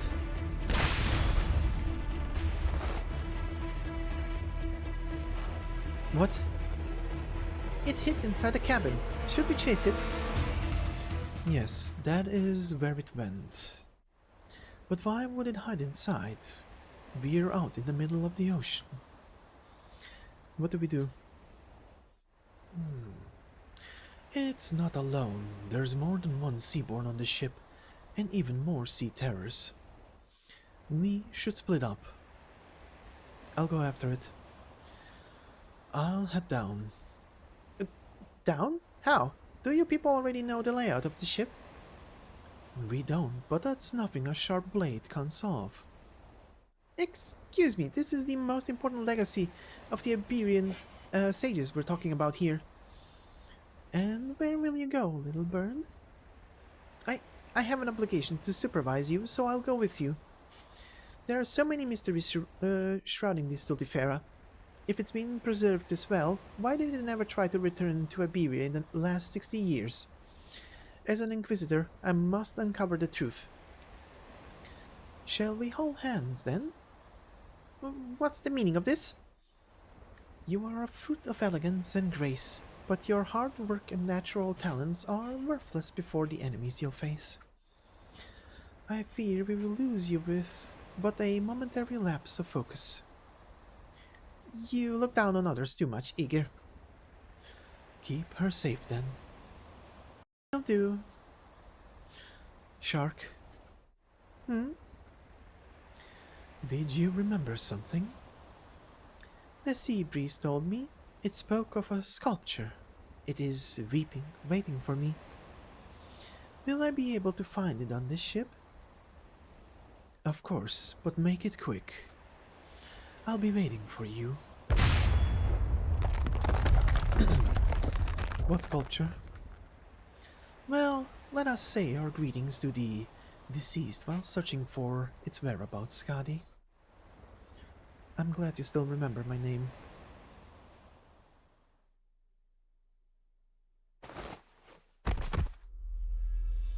This place really is fit to be a palace.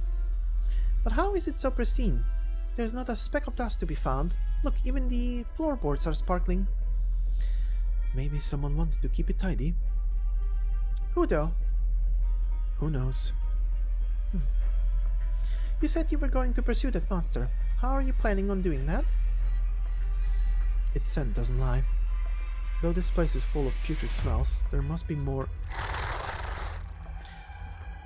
See, there's laborious slithering sounds. Sea terrors. As expected, they turned this place into a nest.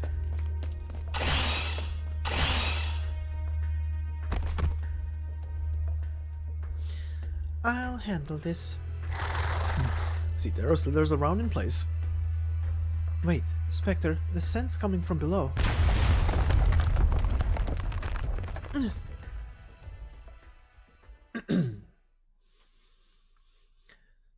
Isharmla. Isharmla.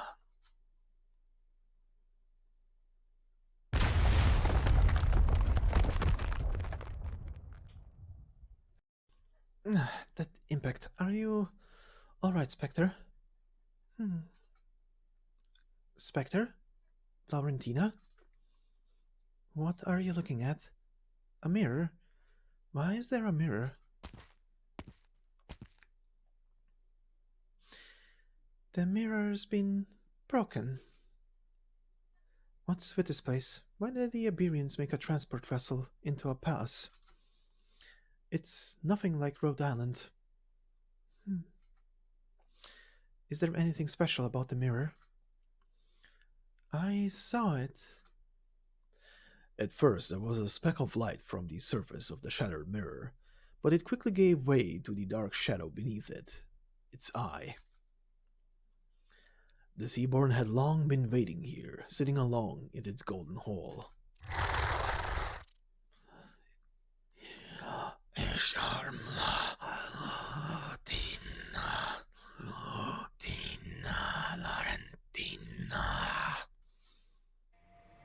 It's young. No, we can't judge their strength by size. Another sea helped. Sea terrors too. They're gathering, Spectre. Spectre ignores her words as she stares blankly at the mirror, and at the seaboard behind it. You remember me? The Seaborn nods slightly. It looks at Spectre and Skadi with confusion, thinking, why are they different from how they were in the past? What happened to them? How can it help free them from their shackles of flesh and blood? Spectre, don't think about it. I'm not. Her tone changed. Skadi looks at Spectre with astonishment. She had never been able to get a definite answer from either Gladia or kal'tsit regarding the moment of clarity Spectre displayed in Salviento. Laurentina, you... Laurentina, yes, Laurentina. Look, here on the scroll hanging from my weapon. Back when I wrote my name down and hung it here. I could still remember where I was born. A lucid dream, huh? Really, it's been too long. Spectre. We can reminisce later. Veteran Salviento were aboard this familiar yet unfamiliar vessel. I really hope that next time I'm awakened, it's by eagers to resplendent domes instead of you ugly monsters. Hey, thanks for sitting back and letting me finish. Wait, you weren't seriously about to call us your kin, were you? Gross. Come on, why don't you take a little nap too? Sink into the quagmire of consciousness and relinquish the gift of life.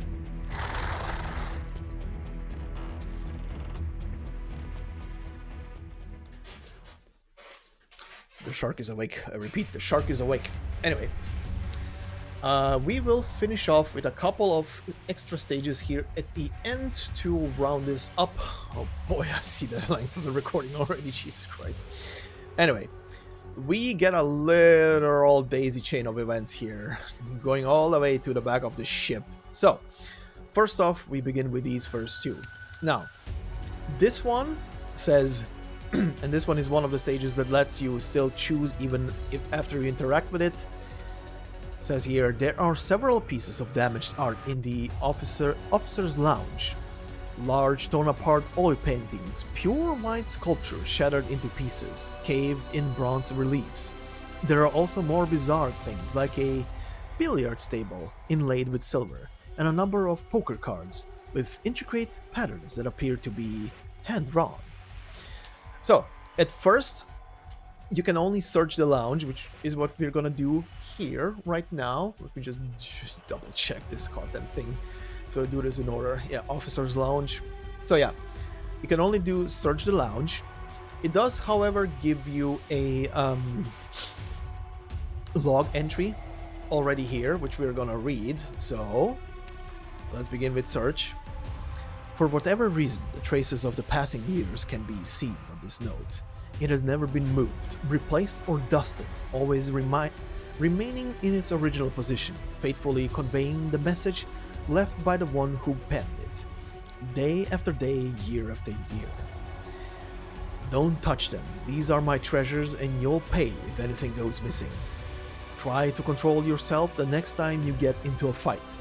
There aren't many things left on this ship to prove where we come from. After the passage of a great many moons, the original witnesses have long disappeared, but these manuscripts remain elegant and dignified. So, the next stage you can click on is this little compass here, called, and it's domed, not doomed, as I was reading the first time when I was going through this, domed elevator. Says here only a strange noise comes from the distance. It seems that this ball has not yet ended. So yeah, you need to do something to open it. Either get a key or something else, because this stage had the second option with a requirement as a key. But this one does not get, right now, an entry. But the Officer's Lounge does. And the Officer's Lounge goes into this section now called Exploring the Cabins. It is, let's see, it is the first log entry. It says here, there are several pieces of damaged art. Okay, it basically repeats. The lounge can be explored, and if the key can be found, the locked door can be opened as well to look around the exterior. So, the next stage is called the Head. Right now there is nothing here to be picked up. Originally there were 40 compasses and 10 scaled 3 books.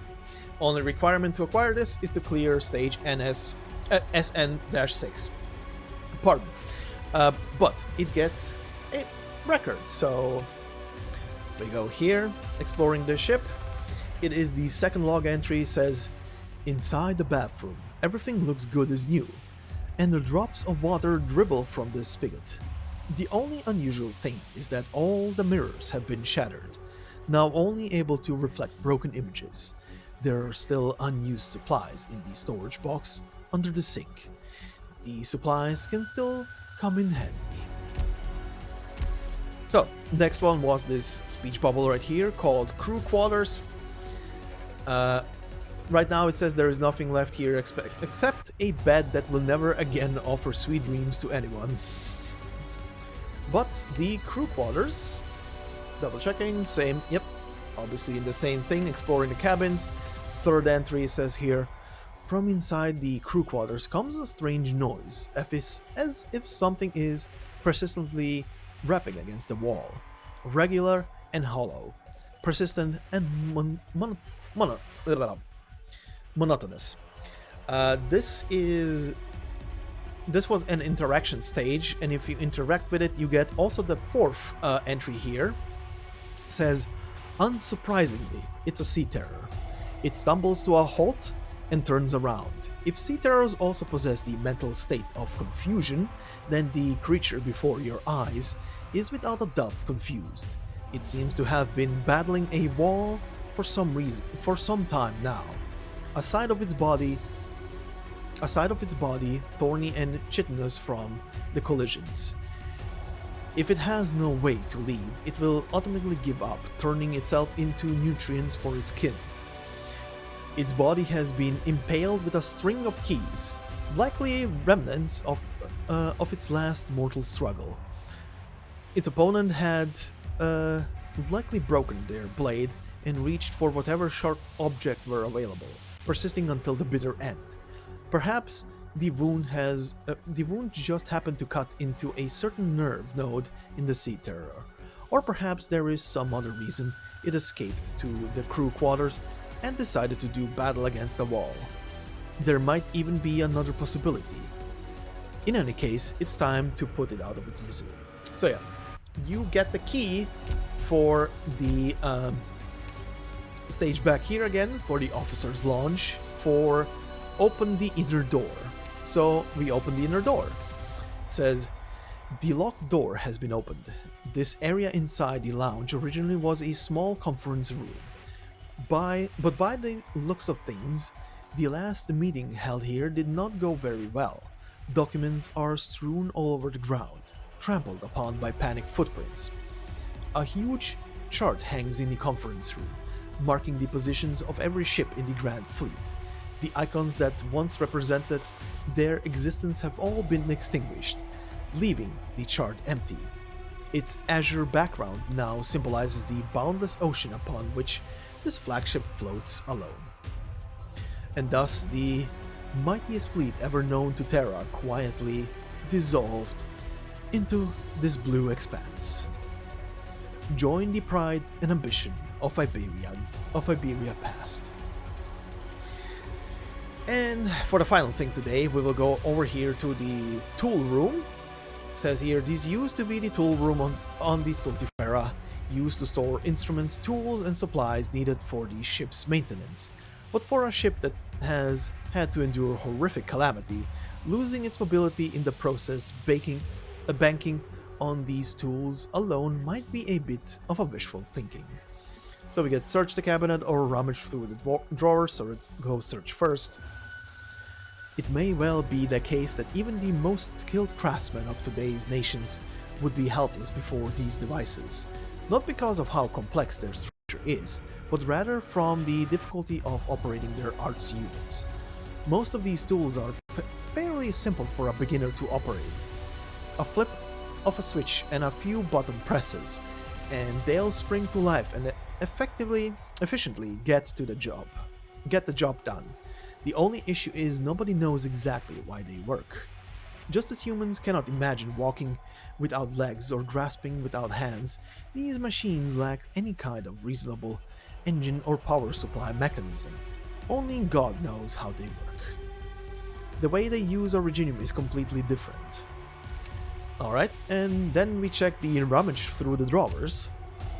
At the bottom of the drawers is a sheet of paper that has long since yellowed. Next to it are words written in striking red paint. Don't go to the deck. Don't jump overboard. Don't allow yourself to sink.